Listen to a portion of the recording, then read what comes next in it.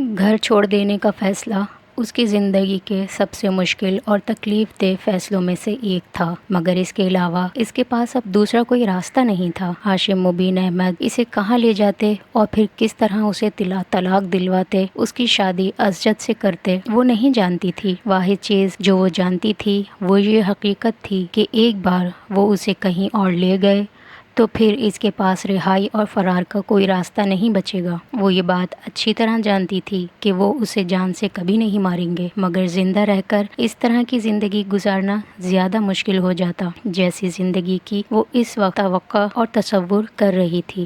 ہاشم مبین احمد کے چلے جانے کے بعد وہ بہت دیر تک بیٹھی روتی رہی اور پھر اس نے پہلی بار اپنے حالات پر غور کرنا شروع کیا۔ اسے گھر سے صبح ہونے سے پہلے نکلنا تھا اور نکل کر کسی محفوظ جگہ پر جا کر پہنچنا تھا۔ محفوظ جگہ؟ اس کے ذہن میں ایک بار پھر جلال انصر کا خیال آیا۔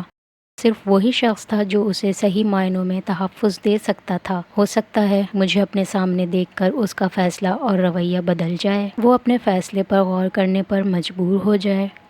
ہو سکتا ہے وہ مجھے سہارا اور تحفظ دینے پر تیار ہو جائے، اس کے والدین کو مجھ پر ترس آ جائے۔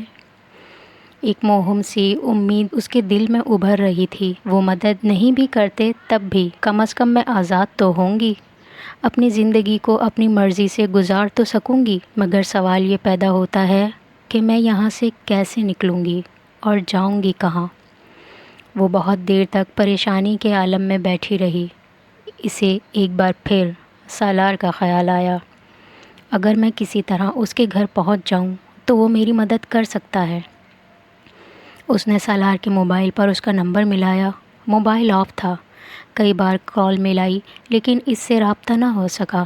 امامہ نے موبائل بند کر دیا۔ اس نے ایک بیگ میں اپنے چند جوڑے کپڑے اور دوسری چیزیں رکھ لیں۔ اس کے پاس کچھ زیورات اور رقم بھی تھی، اس نے انہیں بھی اپنے بیگ میں رکھ لیا۔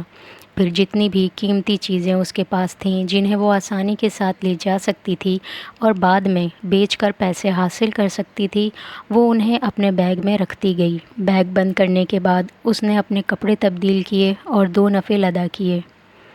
اس کا دل بے حد بوجھل ہو رہا تھا۔ بے سکونی اور اضطراب نے اس کے پورے وجود کو اپنی گرفت میں لیا ہوا تھا۔ آنسو بہا کر بھی اس کے دل کا بوجھ کم نہیں ہوا تھا۔ نوافل ادا کرنے کے بعد جتنی آیات اور سورتیں اسے زبانی یاد تھیں اس نے وہ ساری پڑھ لیں۔ بیگ لے کر اپنے کمرے کی لائٹ بند کر کے وہ خاموشی سے باہر نکل گئی۔ لاؤنج کی ایک لائٹ کے علاوہ ساری لائٹس آف تھیں۔ وہاں زیادہ روشنی نہیں تھی۔ وہ محتاط انداز میں چلتے ہوئے سیڑھیاں اتر کر نیچے آ گئی اور پھر کچن کی طرف چلی گئی۔ کچن تاریکی میں ڈوبا ہوا تھا۔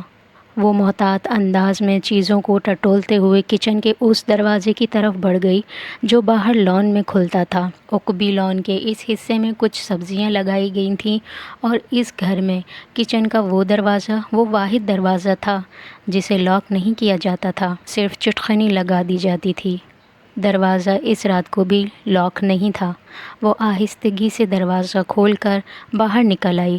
کچھ فاصلے پر سرونٹ کوارٹرز تھے۔ وہ بے حد محتاط انداز میں چلتے ہوئے لان عبور کر کے اپنے اور سالار کے گھر کی درمیانی دیوار تک پہنچ گئی۔ دیوار بہت زیادہ بلند نہیں تھی۔ اس نے آہستگی سے بیگ دوسری طرف پھینک دیا اور پھر کچھ جدوجہد کے بعد خود بھی دیوار پھلانگنے میں کامیاب ہو گئی۔ گہری نیند کے عالم میں سالار نے کھٹکے کی آواز سنی تھی، پھر وہ آواز دستک کی آواز میں تبدیل ہو گئی تھی، رک رک کر مگر مسلسل کی جانے والی دستک کی آواز۔ وہ اوندھے منہ پیٹ کے بل سو رہا تھا۔ دستک کی اس آواز نے اس کی نیند توڑ دی تھی۔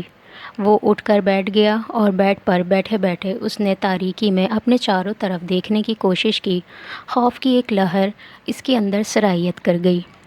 وہ آواز کھڑکیوں کی طرف سے آ رہی تھی، یوں جیسے کوئی ان کھڑکیوں کو بجا رہا تھا مگر بہت آہستہ آہستہ، یا پھر شاید کوئی ان کھڑکیوں کو ٹٹولتے ہوئے کھولنے کی کوشش کر رہا تھا۔ سالار کے ذہن میں پہلا خیال کسی چور کا آیا تھا۔ وہ سلائیڈنگ ونڈز تھیں اور بدقسمتی سے وہاں کوئی گرل نہیں تھی۔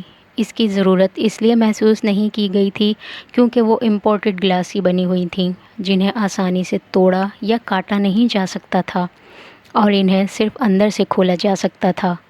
گھر کے چاروں طرف موجود لان میں ویسے بھی رات کو کتے کھلے ہوتے تھے اور ان کے ساتھ 3 گارڈز بھی ہوتے تھے، مگر ان تمام حفاظتی اقدامات کے باوجود اس وقت اس کھڑکی سے دوسری طرف موجود چھوٹے سے برآمدے میں کوئی موجود تھا اور اس کھڑکی کو کھولنے کی کوشش میں مصروف تھا۔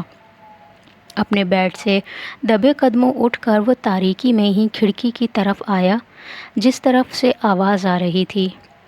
وہ اس کے بالکل مخالف سمت گیا اور بہت احتیاط کے ساتھ اس نے پردے کے ایک سرے کو تھوڑا سا اٹھاتے ہوئے کھڑکی سے باہر جھانکا۔ لان میں لگی روشنیوں میں اس نے کھڑکی کے سامنے جسے کھڑا دیکھا، اس نے اسے ہکا بکا کر دیا۔ یہ پاگل ہے، بے اختیار اس کے منہ سے نکلا۔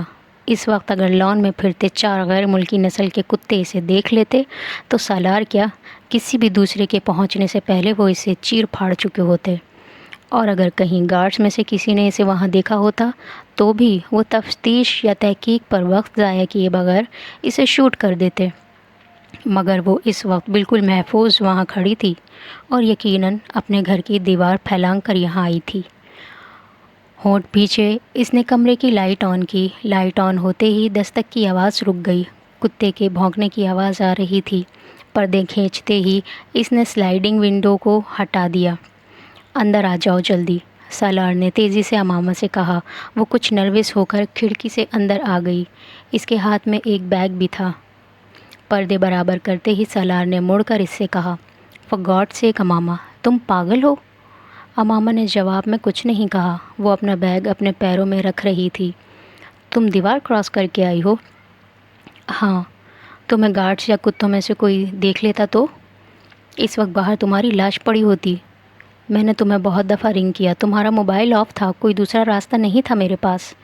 سالار نے پہلی بار اس کا چہرہ غور سے دیکھا۔ اس کی آنکھیں سوجی ہوئی اور چہرہ ستا ہوا تھا۔ وہ بڑی سی سفید چادر میں لپٹی ہوئی تھی، مگر اس چادر اور اس کے کپڑوں پر جگہ جگہ مٹی کے داغ تھے۔ تم مجھے لاہور چھوڑ کر آ سکتے ہو؟ وہ کمرے کے وسط میں کھڑی اس سے پوچھ رہی تھی۔ اس وقت؟ اس نے حیرانی سے کہا، ہاں، ابھی اسی وقت، میرے پاس وقت نہیں ہے۔ سالار نے کچھ تعجب کے عالم میں وال کلاک پر ایک نظر ڈالی۔ وکیل نے تمہارے گھر فون کیا تھا، تمہارا مسئلہ حل نہیں ہوا؟ امامہ نے نفی میں سر ہلا دیا۔ نہیں، وہ لوگ مجھے صبح کہیں بھجوا رہے ہیں۔ میں تمہیں اسی لیے فون کر رہی تھی، مگر تم نے موبائل آن نہیں کیا۔ میں چاہتی تھی تم وکیل سے کہو کہ وہ بیلف کے ساتھ آ کر مجھے وہاں سے آزاد کرائے، مگر تم نے کانٹیکٹ نہیں ہوا، اور کل اگر تم سے کانٹیکٹ ہوتا بھی تو کچھ نہیں ہو سکتا تھا، کیونکہ وہ لوگ اس سے پہلے ہی مجھے کہیں شفٹ کر دیتے، اور یہ ضروری تو نہیں کہ مجھے یہ پتہ ہوتا کہ وہ مجھے کہاں شفٹ کر رہے ہیں۔ سالار نے جمائی لی۔ اسے نیند آ رہی تھی۔ تم بیٹھ جاؤ، اس نے امامہ سے کہا۔ وہ ابھی تک کھڑی تھی۔ تم اگر مجھے لاہور نہیں پہنچا سکتے تو کم از کم بس اسٹینڈ تک پہنچا دو، میں وہاں سے خود چلی جاؤں گی، اس نے سالار کو نیند میں دیکھ کر کہا۔ میرا اندازہ ہے کہ اس وقت تو کوئی گاڑی لاہور نہیں جائے گی۔ میں تمہیں صبح، امامہ نے اس کی بات کاٹ دی۔ نہیں، صبح نہیں، میں صبح تک یہاں سے نکل جانا چاہتی ہوں۔ اگر لاہور کی گاڑی نہیں ملی تو میں کسی دوسری شہر کی گاڑی میں بیٹھ جاؤں گی، پھر وہاں سے لاہور چلی جاؤں گی۔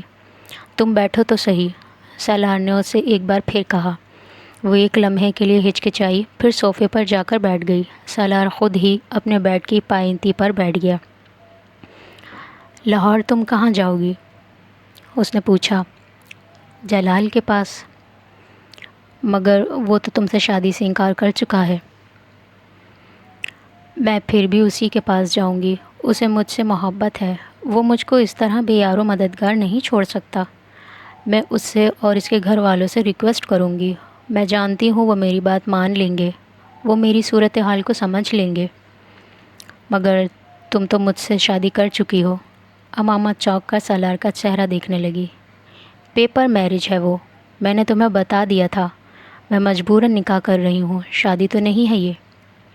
وہ اسے پلکیں جھپکائے بغیر گہری نظروں سے دیکھتا رہا۔ تم جانتی ہو، میں آج لاہور گیا تھا جلال کے پاس۔ امامہ کے چہرے پر ایک رنگ آ کر گزر گیا۔ تم نے اسے میری پریشانی اور صورتحال کے بارے میں بتایا؟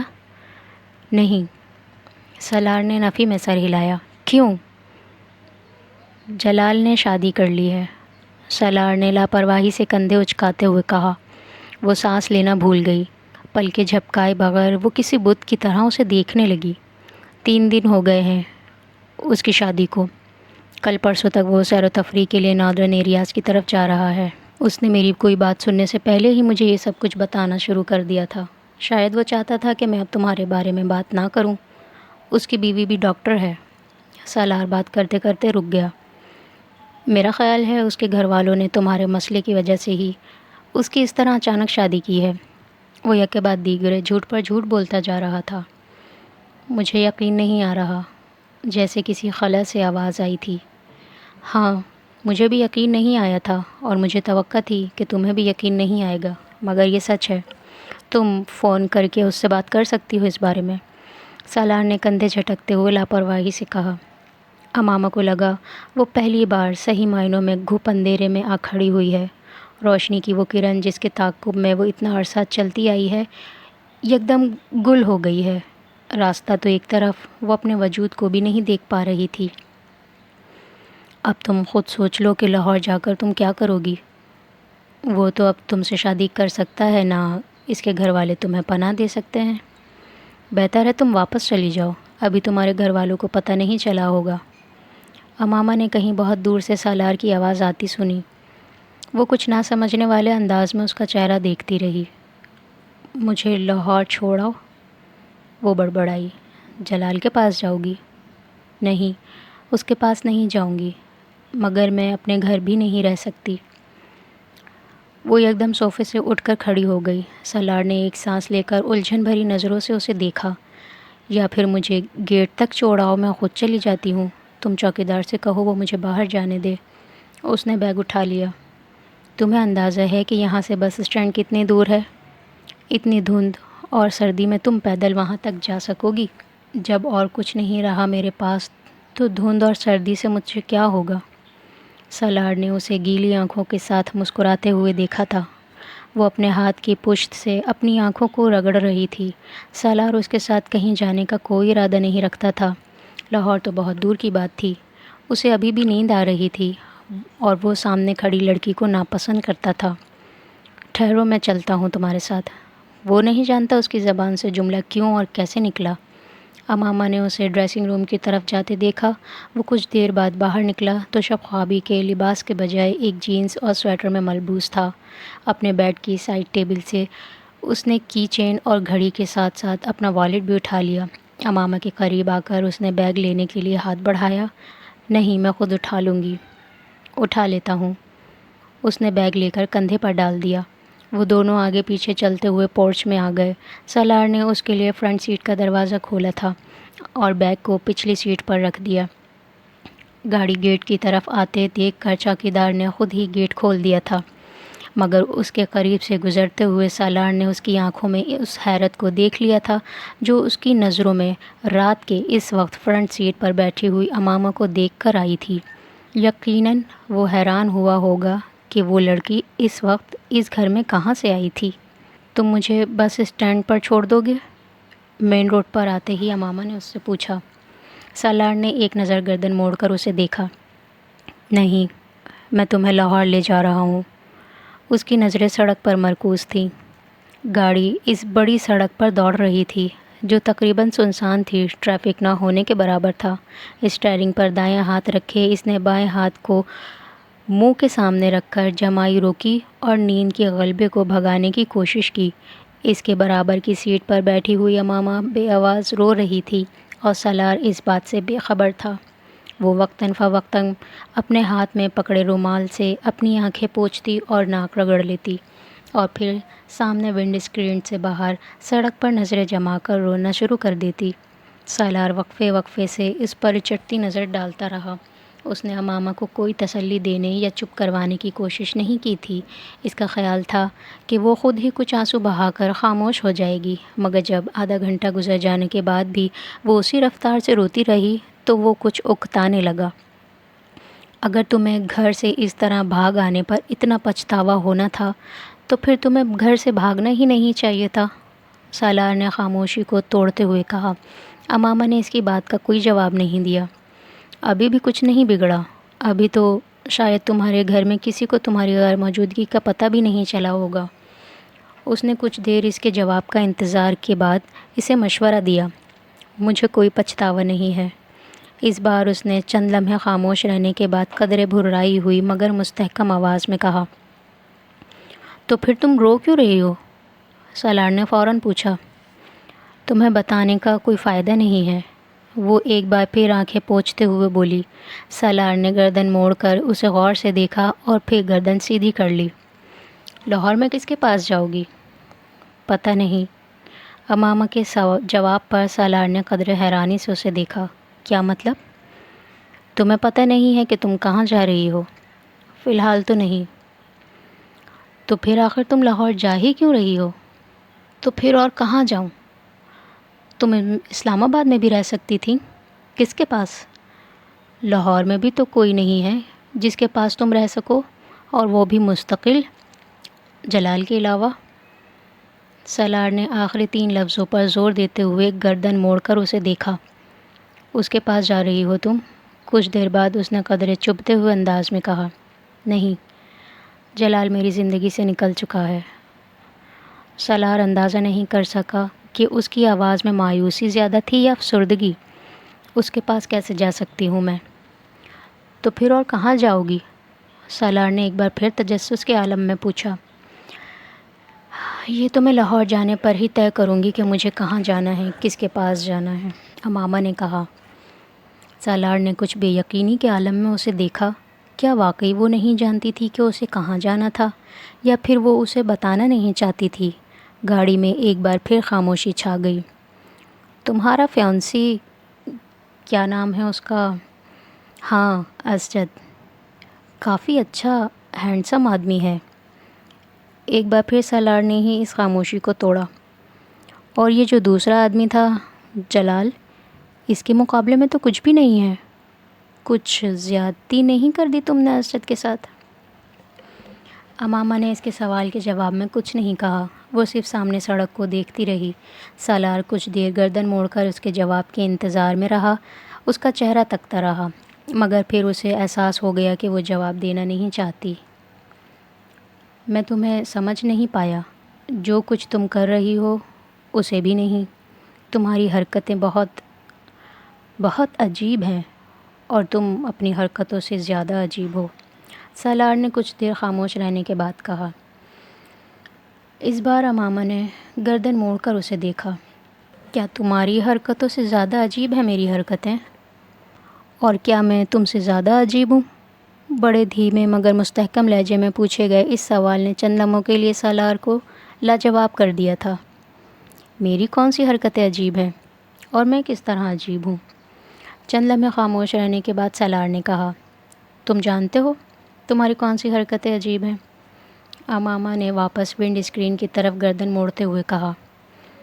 یقیناً میری خودکشی کی ہی بات کر رہی ہو تم، سالار نے خود ہی اپنے سوال کا جواب دیتے ہوئے کہا۔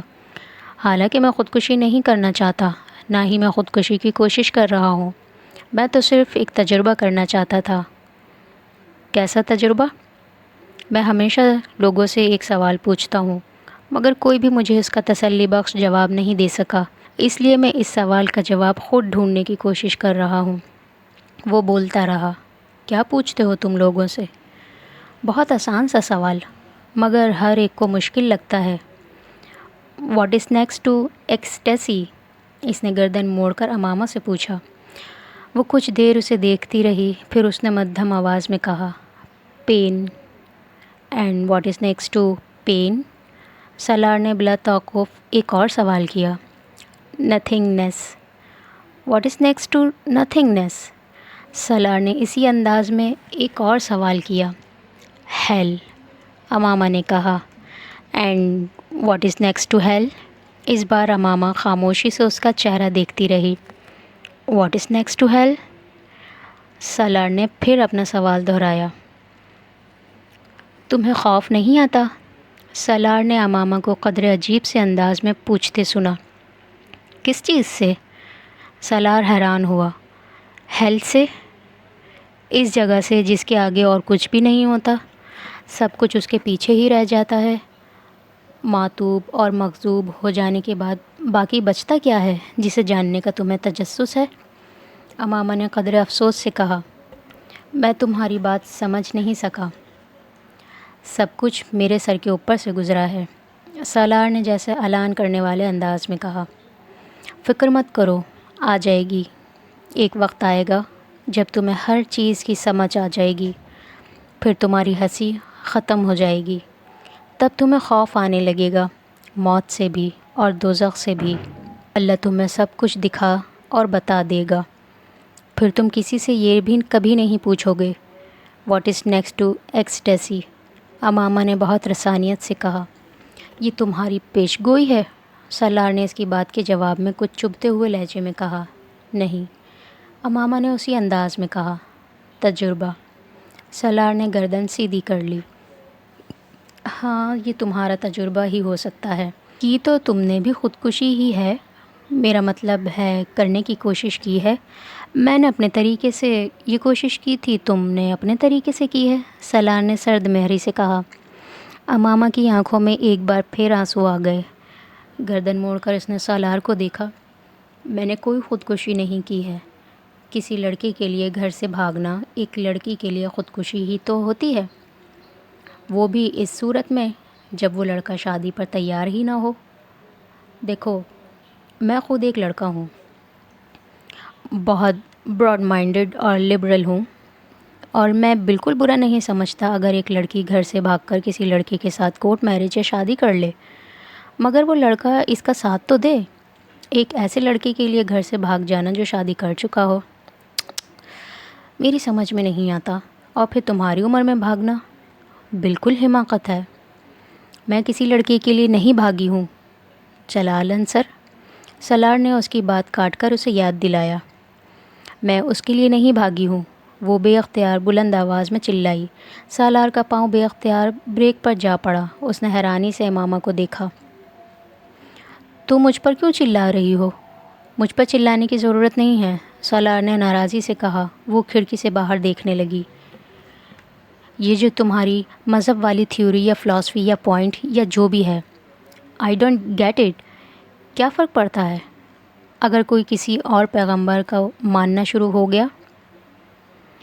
زندگی ان فضول بحثوں کے علاوہ بھی کچھ ہے، مذہب، عقیدے یا فرقے پر لڑنا، واٹ ربش۔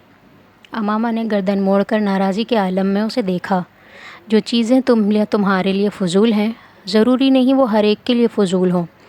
میں اپنے مذہب پر قائم رہنا نہیں چاہتی، اور نہ ہی اس مذہب کے کسی شخص سے شادی کرنا چاہتی ہوں، تو یہ میرا حق ہے کہ میں ایسا کروں۔ میں تم سے ایسی چیزوں کے بارے میں بحث نہیں کرنا چاہتی جسے تم نہیں سمجھتے، اس لیے تم ان معاملات کے بارے میں اس طرح کے تبصرے مت کرو۔ مجھے حق ہے کہ میں جو چاہے کہوں۔ فریڈم آف ایکسپریشنز، اظہار کی آزادی، سالار نے کندھے اچکاتے ہوئے کہا۔ امامہ نے جواب دینے کے بجائے خاموشی اختیار کی۔ وہ کھڑکی سے باہر دیکھنے لگی۔ سالار بھی خاموشی سے گاڑی ڈرائیو کرنے لگا۔ یہ جلال انصر، میں اس کی بات کر رہا تھا۔ وہ کچھ دیر کی خاموشی کے بعد ایک بار پھر اپنے اسی موضوع کی طرف آ گیا۔ اس میں کیا خاص بات ہے؟ اس نے گردن موڑ کر امامہ کو دیکھا۔ وہ اب ونڈ اسکرین سے باہر سڑک کو دیکھ رہی تھی۔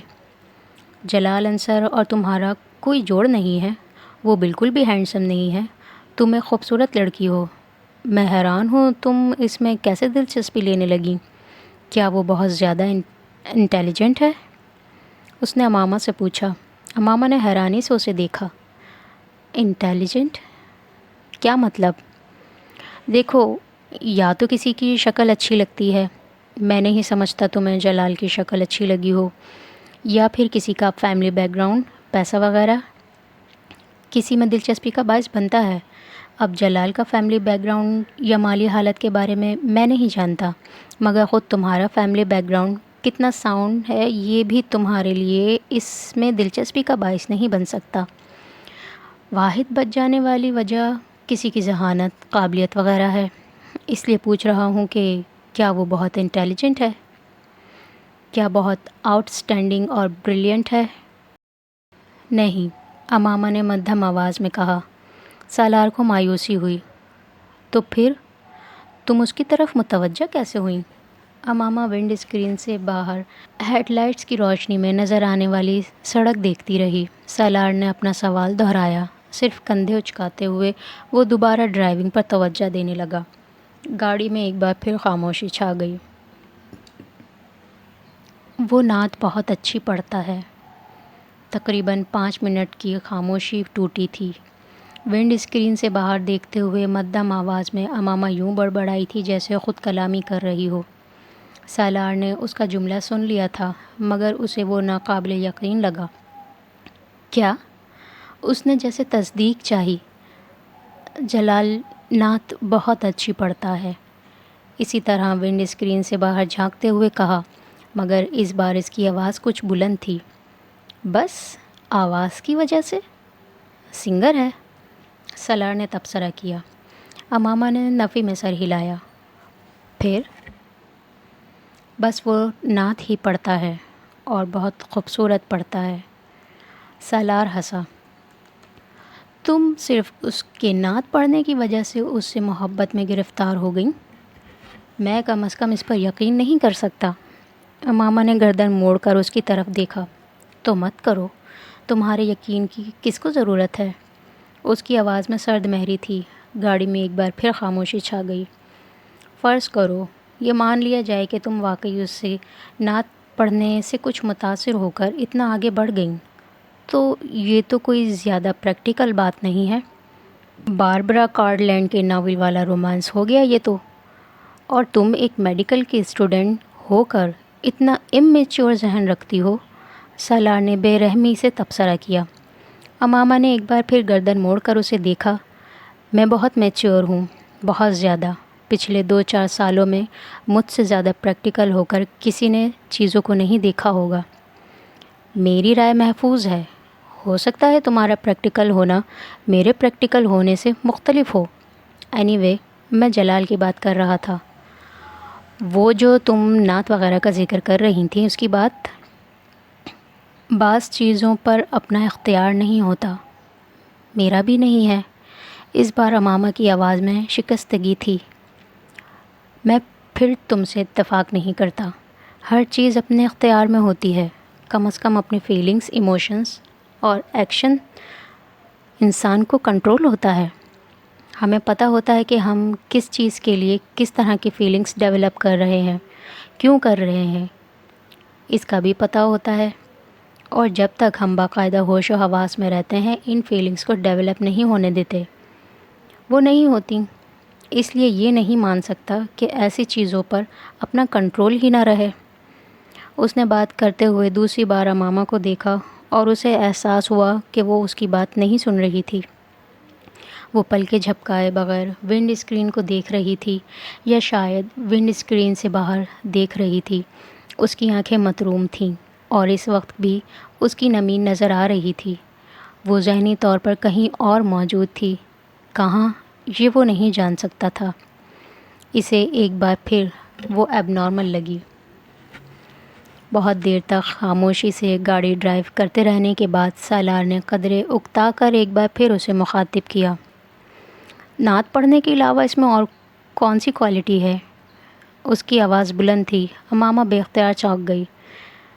نعت پڑھنے کے علاوہ اس میں اور کیا کوالٹی ہے؟ سالار نے اپنا سوال دہرایا۔ ہر وہ کوالٹی جو ایک اچھے انسان، اچھے مسلمان میں ہوتی ہے، امامہ نے کہا۔ مثلاً؟ سالار نے بھویں اچکاتے ہوئے کہا، اور اگر نہ بھی ہوتی تو بھی وہ شخص حضرت محمد صلی اللہ علیہ وآلہ وسلم سے اتنی محبت کرتا ہے کہ میں اسے اسی ایک کوالٹی کی خاطر کسی بھی دوسرے شخص پر ترجیح دیتی۔ سالار عجیب سے انداز میں مسکرایا۔ What a logic! ایسی باتوں کو میں واقعی ہی نہیں سمجھ سکتا۔ اس نے گردن کو نفی میں ہلاتے ہوئے کہا، تم اپنی پسند سے شادی کرو گے یا اپنے پیرنٹس کی پسند سے؟ امامہ نے اچانک اس سے پوچھا۔ وہ حیران ہوا۔ آف کورس اپنی پسند سے۔ پیرنٹس کی پسند سے شادی والا زمانہ تو نہیں ہے۔ اس نے کندھے اچکاتے ہوئے لاپرواہی سے کہا، تم بھی تو کسی کوالٹی کی وجہ سے ہی کسی لڑکی کو پسند کرو گے، شکل و صورت کی وجہ سے، یا پھر جس سے تمہاری انڈرسٹینڈنگ ہو جائے گی اس سے۔ ایسا ہی ہوگا نا؟ وہ پوچھ رہی تھی۔ یقیناً، سالار نے کہا۔ میں بھی تو یہی کر رہی ہوں۔ اپنی اپنی ترجیحات کی بات ہوتی ہے۔ تم ان چیزوں کی بنا پر کسی سے شادی کرو گے؟ میں بھی ایسی ہی ایک وجہ کی بنا پر شادی کرنا چاہتی تھی جلال انصر سے۔ وہ رکی۔ میری خواہش ہے میری شادی اس سے ہو جو حضرت محمد صلی اللہ علیہ وآلہ وسلم سے مجھ سے زیادہ محبت رکھتا ہو۔ جلال انصر آپ صلی اللہ علیہ وآلہ وسلم سے مجھ سے زیادہ محبت کرتا تھا۔ مجھے لگا مجھے اسی شخص سے شادی کرنی چاہیے۔ میں نے تم سے کہا بعض چیزوں پر اختیار نہیں ہوتا، بعض خواہشات بس ان سے چھٹکارا پانا ممکن نہیں ہوتا۔ اس نے افسردگی سے سر کو جھٹکتے ہوئے کہا۔ اور اب جب وہ شادی کر چکا ہے تو اب تم کیا کرو گی؟ پتہ نہیں۔ تم ایسا کرو کہ تم کسی اور نعت پڑھنے والے کو ڈھونڈ لو، تمہارا مسئلہ حل ہو جائے گا۔ وہ مذاق اڑانے والے انداز میں ہنسا۔ امامہ پلکیں جھپکائے بغیر اسے دیکھتی رہی۔ وہ سفاکی کی حد تک بے حس تھا۔ اس طرح کیوں دیکھ رہی ہو تم؟ میں مذاق کر رہا ہوں۔ وہ اب اپنی ہنسی پر قابو پا چکا تھا۔ امامہ نے کچھ کہنے کے بجائے گردن موڑ لی۔ تمہیں تمہارے فادر نے مارا ہے؟ سالار نے پہلے کی طرح کچھ دیر خاموش رہنے کے بعد بولنے کا معمول جاری رکھا۔ تمہیں کس نے بتایا؟ امامہ نے اسے دیکھے بغیر کہا۔ ملازمہ نے۔ سالار نے اطمینان سے جواب دیا۔ بیچاری یہ سمجھ رہی ہے کہ تم جو یہ شادی سے انکار کر رہی ہو وہ میری وجہ سے کر رہی ہو، اس لیے اس نے مجھ تک تمہاری حالت زار بڑے دردناک انداز میں پہنچائی تھی۔ مارا ہے تمہارے فادر نے؟ ہاں، اس نے بے تاثر انداز میں کہا۔ کیوں؟ میں نے پوچھا نہیں، شاید وہ ناراض تھے اس لیے۔ تم نے کیوں مارنے دیا؟ امامہ نے گردن موڑ کر اسے دیکھا۔ وہ میرے بابا ہیں، انہیں حق ہے، وہ مار سکتے ہیں مجھے۔ سالار نے حیرانی سے اسے دیکھا۔ ان کی جگہ کوئی بھی ہوتا وہ اس صورتحال میں یہی کرتا۔ مجھے یہ قابل اعتراض نہیں لگا۔ وہ بڑے ہموار لہجے میں کہہ رہی تھی۔ اگر مارنے کا حق ہے انہیں تو پھر تمہاری شادی کرنے کا بھی حق ہے۔ اس پر اتنا ہنگامہ کیوں کھڑا کر رہی ہو تم؟ سالار نے چپتے ہوئے لہجے میں پوچھا۔ کسی مسلمان سے کرتے اور چاہے جہاں مرضی کر دیتے، میں کر لیتی، چاہے وہ جلال انصر نہ ہوتا۔ ہاں، اب بھی آخر کون سا ہو گئی ہے اس سے؟ اس کی آنکھوں میں ایک بار پھر نمی جھلملا رہی تھی۔ تو تم ان سے یہ کہہ دیتی؟ کہا تھا۔ تم سمجھتے ہو میں نے نہیں کہا ہوگا؟ مجھے ایک بات پر بہت حیرانی ہے، سالار نے چند لمحوں کے بعد کہا۔ آخر تم نے مجھ سے مدد لینے کا فیصلہ کیوں کیا؟ بلکہ کیسے کر لیا؟ تم مجھے خاصا ناپسند کرتی تھیں۔ اس نے امامہ کی بات کا جواب دیے بغیر بات جاری رکھی۔ میرے پاس تمہارے علاوہ دوسرا کوئی آپشن تھا ہی نہیں، امامہ نے مدھم آواز میں کہا۔ میری اپنی کوئی فرینڈ اس طرح میری مدد کرنے کی پوزیشن میں نہیں تھی جس طرح کوئی لڑکا کر سکتا تھا۔ اسجد کے علاوہ میں صرف جلال اور تم سے واقف تھی، اور سب سے قریب ترین صرف تم تھے جس سے میں فوری رابطہ کر سکتی تھی، اس لیے میں نے تم سے رابطہ کیا۔ وہ مدھم آواز میں رک رک کر بولتی رہی۔ تمہیں یقین تھا کہ میں تمہاری مدد کروں گا؟ نہیں، میں نے صرف ایک رسک لیا تھا۔ یقین کیسے ہو سکتا تھا مجھے کہ تم میری مدد کرو گے؟ میں نے تمہیں بتایا نا، میرے پاس تمہارے علاوہ اور کوئی آپشن تھا ہی نہیں۔ یعنی تم نے ضرورت کے وقت گدھے کو باپ بنا لیا ہے۔ اس کے بے حد عجیب لہجے میں کیے گئے تبصرے نے یکدم امامہ کو خاموش ہو جانے پر مجبور کر دیا۔ وہ بات منہ پر مارنے میں ماہر تھا، مگر اس نے غلط بھی نہیں کہا تھا۔ ویری انٹرسٹنگ، اس نے امامہ کے جواب کا انتظار کیے بغیر کہا، جیسے اپنے تبصرے پر خود ہی محظوظ ہوا تھا۔ میں گاڑی کچھ دیر کے لیے یہاں روکنا چاہ رہا ہوں، سالار نے سڑک کے کنارے بنے ہوئے ایک سستے قسم کے ہوٹل اور سروس اسٹیشن کو دیکھتے ہوئے کہا۔ میں ذرا ٹائر چیک کروانا چاہ رہا ہوں، گاڑی میں دوسرا ٹائر نہیں ہے، راستے میں اگر کہیں ٹائر فلیٹ ہو گیا تو بہت مسئلہ ہوگا۔ امامہ نے صرف سر ہلانے پر اکتفا کیا۔ وہ گاڑی موڑ کر اندر لے گیا۔ اس وقت دور کہیں فجر کی اذان ہو رہی تھی۔ ہوٹل میں کام کرنے والے 2-4 لوگوں کے علاوہ وہاں اور کوئی نہیں تھا۔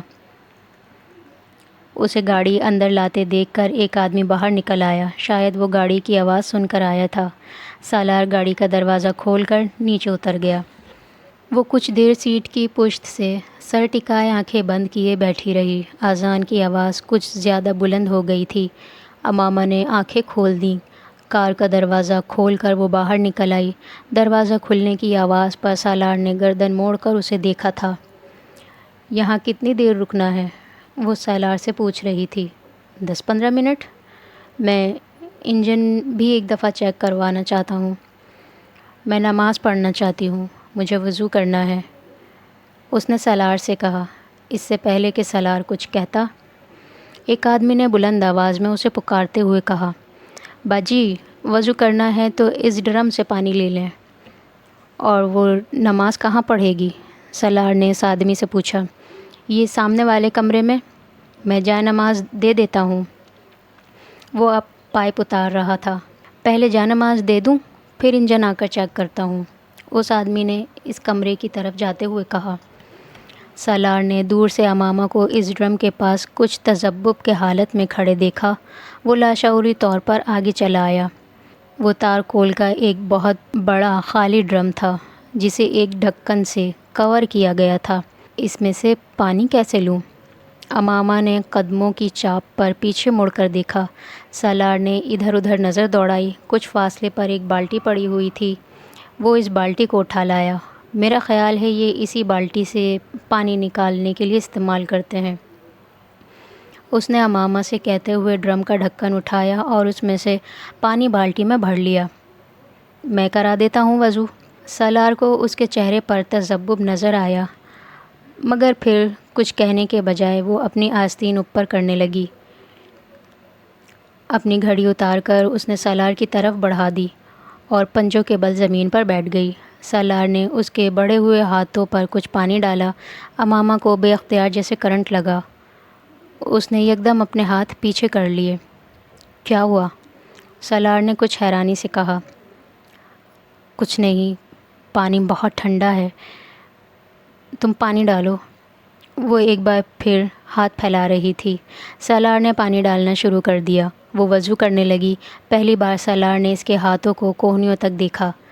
کچھ دیر کے لیے وہ اس کی کلائیوں سے نظر نہیں ہٹا سکا۔ پھر اس کی نظر اس کی کلائیوں سے اس کے چہرے پر چلی گئی۔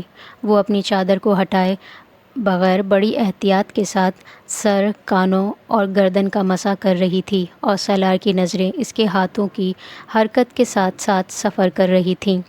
اس کی گردن میں موجود سونے کی چین اور اس میں لٹکنے والے موتی کو بھی اس نے پہلی بار دریافت کیا تھا۔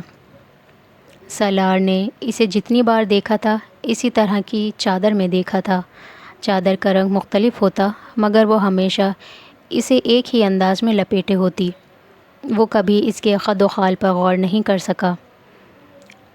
پاؤں پر پانی میں خود ڈال لیتی ہوں۔ اس نے کھڑے ہوتے ہوئے سالار کے ہاتھ سے اس بالٹی کو پکڑ لیا جو اب تقریباً خالی ہونے والی تھی۔ سالار چند قدم پیچھے ہٹ کر محویت سے اسے دیکھنے لگا۔ وہ وضو کر چکی تو سالار کی محویت ختم ہوئی۔ اس نے گھڑی اس کی طرف بڑھا دی۔ آگے پیچھے چلتے ہوئے وہ اس کمرے تک آئے جہاں وہ آدمی گیا تھا۔ وہ آدمی جب تک کمرے میں ایک طرف مصلی بچھا چکا تھا۔ امامہ خاموشی سے جائے نماز کی طرف بڑھ گئی۔ لاہور کی حدود میں داخل ہوتے ہی امامہ نے اس سے کہا، اب تم مجھے کسی بھی اسٹاپ پر اتار دو، میں چلی جاؤں گی۔ تم جہاں جانا چاہتی ہو میں تمہیں وہاں چھوڑ دیتا ہوں۔ اتنی دھند میں کسی ٹرانسپورٹ کا انتظار کرتے تمہیں بہت وقت لگے گا۔ سڑکیں اس وقت تقریباً ویران تھی، حالانکہ صبح ہو چکی تھی، مگر دھند نے ہر چیز کو لپیٹ میں لے رکھا تھا۔ مجھے نہیں پتہ مجھے کہاں جانا ہے، پھر تمہیں میں کس جگہ کا پتہ بتاؤں؟ ابھی تو شاید میں ہاسٹل جاؤں یا پھر وہاں۔ سالار نے اس کی بات کاٹ دی۔ تو پھر میں تمہیں ہاسٹل چھوڑ دیتا ہوں۔ کچھ فاصلہ اسی طرح خاموشی سے طے ہوا۔ پھر ہاسٹل سے کچھ فاصلے پر امامہ نے اس سے کہا، بس تم یہاں گاڑی روک دو، میں یہاں سے خود چلی جاؤں گی، میں تمہارے ساتھ ہاسٹل نہیں جانا چاہتی۔ سالار نے سڑک کے کنارے گاڑی روک دی۔ پچھلے کچھ ہفتوں میں تم نے میری بہت مدد کی ہے، میں اس کے لیے تمہارا شکریہ ادا کرنا چاہتی ہوں۔ تم میری مدد نہ کرتے تو آج میں یہاں نہ ہوتی۔ وہ ایک لمحے کے لیے رکی۔ تمہارا موبائل ابھی بھی میرے پاس ہے، مگر مجھے ابھی اس کی ضرورت ہے، میں کچھ عرصے بعد اسے واپس بھجوا دوں گی۔ اس کی ضرورت نہیں، تم اسے رکھ سکتی ہو۔ میں کچھ دنوں بعد تم سے دوبارہ رابطہ کروں گی، پھر تم مجھے طلاق کے پیپرز بھجوا دینا۔ وہ رکی۔ میں امید کرتی ہوں کہ تم میرے پیرنٹس کو کچھ نہیں بتاؤ گے۔ یہ کہنے کی ضرورت تھی؟ سالار نے بھویں اچکاتے ہوئے کہا، مجھے کچھ بتانا ہوتا تو میں پہلے بھی بتا چکا ہوتا۔ سالار نے قدرے سرد مہری سے کہا، تم مجھے بہت برا لڑکا سمجھتی تھیں، کیا ابھی بھی تمہاری میرے بارے میں وہی رائے ہے، یا تم نے اپنی رائے میں کچھ تبدیلی کی ہے؟ سالار نے اچانک تیکھی مسکراہٹ کے ساتھ اس سے پوچھا، تمہیں نہیں لگتا کہ میں دراصل بہت اچھا لڑکا ہوں؟ ہو سکتا ہے، امامہ نے مدھم آواز میں کہا۔ سالار کو اس کی بات پر جیسے شوق لگا۔ ہو سکتا ہے؟ وہ بے یقینی سے مسکرایا۔ ابھی بھی ہو سکتا ہے؟ تم بہت ناشکری ہو امامہ، میں نے تمہارے لیے اتنا کچھ کیا ہے جو اس زمانے میں کوئی لڑکا نہیں کرے گا، اور تم پھر بھی مجھے اچھا ماننے پر تیار نہیں۔ میں ناشکری نہیں ہوں، مجھے اعتراف ہے کہ تم نے مجھ پر بہت احسان کیے ہیں، اور شاید تمہاری جگہ کوئی دوسرا کبھی نہ کرتا۔ سالار نے اس کی بات کاٹ دی۔ تو میں اچھا ہوا نا؟ وہ کچھ نہیں بولی، صرف اسے دیکھتی رہی۔ نہیں، مجھے پتہ ہے تم یہی کہنا چاہتی ہو۔ حالانکہ مشرقی لڑکی کی خاموشی اس کا اقرار ہوتی ہے، مگر تمہاری خاموشی تمہارا انکار ہوتی ہے۔ ٹھیک کہہ رہا ہوں نا؟ ہم ایک فضول بحث کر رہے ہیں۔ ہو سکتا ہے، سالار نے کندھے اچکائے، مگر مجھے حیرانی ہے کہ تم… اس بار امامہ نے اس کی بات کاٹ دی۔ تم نے میرے لیے یقیناً بہت کچھ کیا ہے، اور اگر میں تمہیں جانتی نہ ہوتی تو یقیناً میں تمہیں ایک بہت اچھا انسان سمجھتی اور کہہ بھی دیتی، مگر میں تمہیں اتنی اچھی طرح جانتی ہوں کہ میرے لیے یہ کہنا مشکل ہے کہ تم ایک اچھے انسان ہو۔ وہ رکی۔ سالار پل کے جھپکائے بغیر اسے دیکھتا رہا۔ جو آدمی خودکشی کی کوشش کرتا ہو، شراب پیتا ہو، جس کا کمرہ عورتوں کی برہنہ تصویروں سے بھرا ہوا ہو، وہ اچھا آدمی تو نہیں ہو سکتا۔ امامہ نے دو ٹوک انداز میں کہا، تم کسی ایسے آدمی کے پاس جاتی جو یہ تینوں کام نہ کرتا، مگر تمہاری مدد بھی نہ کرتا، تو کیا تمہارے لیے وہ اچھا آدمی ہوتا؟ سالار نے تیز آواز میں کہا، جیسے جلال انصر۔ امامہ کے چہرے کا رنگ بدل گیا۔ ہاں، اس نے میری مدد نہیں کی، مجھ سے شادی نہیں کی، مگر اس کا یہ مطلب نہیں ہے کہ وہ برا آدمی ہو گیا۔ وہ اچھا آدمی ہے، ابھی بھی میرے نزدیک اچھا آدمی ہے، اور میں نے تمہاری مدد کی، تم سے شادی کی، مگر یقیناً اس کا یہ مطلب نہیں ہے کہ میں اچھا ہو گیا ہوں، میں برا آدمی ہوں۔ وہ عجیب سے انداز میں کہتے ہوئے مسکرایا۔ تمہارا خود اپنے بارے میں کیا خیال ہے امامہ؟ کیا تم اچھی لڑکی ہو؟ اس نے اچانک چبھتے ہوئے انداز میں پوچھا، اور پھر جواب کا انتظار کیے بغیر کہنے لگا، میرے نزدیک تم بھی اچھی لڑکی نہیں ہو۔ تم بھی ایک لڑکے کے لیے اپنے گھر سے بھاگی ہو، اپنے منگیتر کو دھوکہ دیا ہے تم نے، اپنی فیملی کی عزت کو خراب کیا ہے تم نے۔ سالار نے ہر لحاظ بالائے طاق رکھتے ہوئے صاف گوئی سے کہا۔ امامہ کی آنکھوں میں ہلکی سی نمی آ گئی۔ تم ٹھیک کہتے ہو، میں واقعی اچھی لڑکی نہیں ہوں۔ ابھی یہ جملہ مجھے بہت سے لوگوں سے سننا ہے۔ میں تمہیں بہت لمبی چوڑی تفصیل وضاحت دے سکتی ہوں، مگر اس کا کوئی فائدہ نہیں۔ تم ان چیزوں کو نہیں سمجھ سکتے۔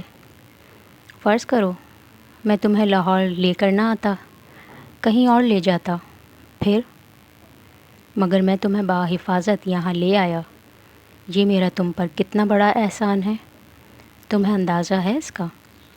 امامہ گردن موڑ کر اسے دیکھنے لگی۔ مجھے یقین تھا تم مجھے کہیں اور نہیں لے جاؤ گے۔ وہ اس کی بات پر ہنسا۔ مجھ پر یقین تھا؟ کیوں؟ میں تو ایک برا لڑکا ہوں۔ مجھے تم پر یقین نہیں تھا، اللہ پر یقین تھا۔ سالار کے ماتھے پر کچھ بل پڑ گئے۔ میں نے اللہ اور اپنے پیغمبر صلی اللہ علیہ وآلہ وسلم کے لیے سب کچھ چھوڑ دیا ہے۔ یہ کبھی نہیں ہو سکتا تھا کہ وہ مجھے تمہارے جیسے آدمی کے ہاتھوں رسوا کرتے، یہ ممکن ہی نہیں تھا۔ فرض کرو ایسا ہو جاتا۔ سالار مصر ہوا۔ میں ایسی بات کیوں فرض کروں جو نہیں ہوئی؟ وہ اپنی بات پر قائم تھی۔ یعنی تم مجھے کسی قسم کا کوئی کریڈٹ نہیں دو گی؟ وہ مذاق اڑانے والے انداز میں مسکرایا۔ اچھا فرض کرو میں اب تمہیں جانے نہیں دیتا تو تم کیا کرو گی؟ گاڑی کا دروازہ جب تک میں نہیں کھولوں گا نہیں کھلے گا، یہ تم جانتی ہو۔ اب بتاؤ تم کیا کرو گی؟ وہ یک ٹک اسے دیکھتی رہی۔ یا میں یہ کرتا ہوں۔ سالار نے ڈیش بورڈ پر پڑا ہوا اپنا موبائل اٹھایا اور اس پر ایک نمبر ڈائل کرنے لگا۔ کہ تمہارے گھر والوں کو فون کر دیتا ہوں۔ اس نے موبائل کی اسکرین کو اس کی آنکھوں کے سامنے لہرایا۔ اس پر امامہ کے گھر کا نمبر تھا۔ میں انہیں تمہارے بارے میں بتاتا ہوں کہ تم کہاں ہو، کس کے ساتھ ہو، پھر یہاں سے تمہیں سیدھا پولیس اسٹیشن لے جا کر ان کی تحویل میں دے دیتا ہوں۔ تو پھر تمہارے اعتقاد اور اعتبار کا کیا ہوا؟ وہ مذاق اڑانے والے انداز میں کہہ رہا تھا۔ امامہ چپ چاپ اسے دیکھتی رہی۔ سالار کو بے حد خوشی محسوس ہوئی۔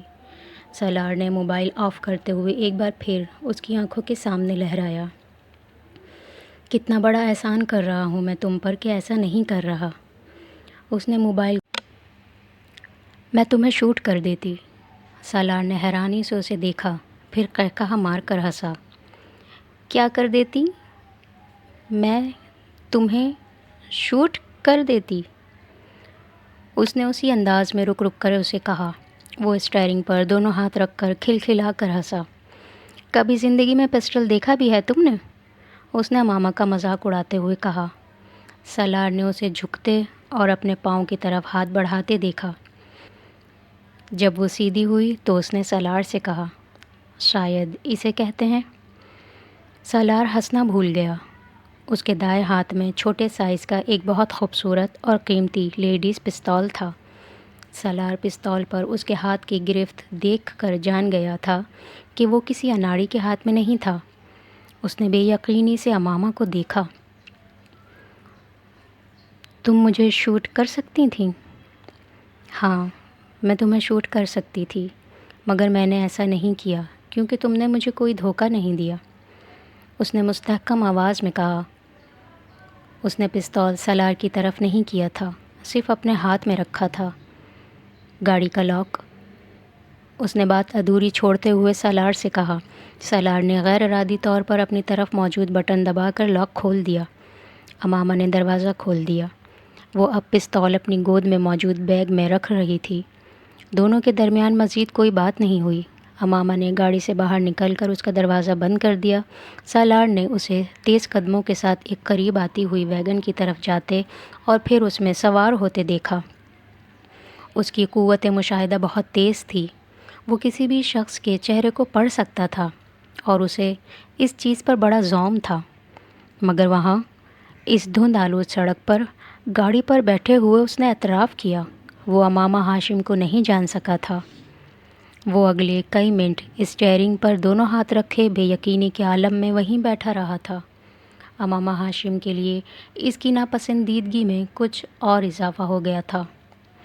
وہ واپسی پر دھند کی پرواہ کیے بغیر پوری رفتار سے گاڑی چلا کر آیا تھا۔ پورا راستہ اس کا ذہن اسی ادھیڑ بن میں لگا ہوا تھا کہ اس نے پستول آخر کہاں سے نکالا تھا۔